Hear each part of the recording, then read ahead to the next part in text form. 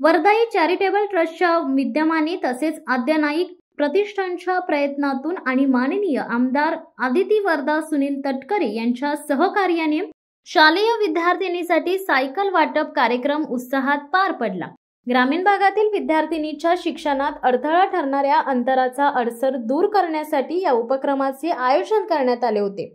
या कार्यक्रमात शालेय शिक्षणात नियमितता, सुरक्षित प्रवास व वेळेची बचत यासाठी सायकलचे महत्त्व अधोरेखित करण्यात आले। अनेक विद्यार्थिनींना शाळेपर्यंत पोहोचण्यासाठी अनेक किलोमीटरचा प्रवास करावा लागतो। ही अडचण लक्षात घेता त्यांना सायकल वाटप करून त्यांच्या शिक्षणाच्या प्रवासाला गती देण्याचा उद्देश या उपक्रमामार्गे होता। या उपक्रमात सहभागी झालेल्या विद्यार्थिनींनी व त्यांच्या पालकांनी ट्रस्टच्या या उपक्रमाचे मनापासून कौतुक केले। आद्य नाईक प्रतिष्ठानच्या वतीने अमित नाईक यांनी आपल्या भाषणात विद्यार्थिनींना शिक्षणाच्या दिशेने प्रेरणा देणारे मार्गदर्शन केले आणि भविष्यातही अशा उपक्रमांमध्ये सहकार्याचे आश्वासन दिले।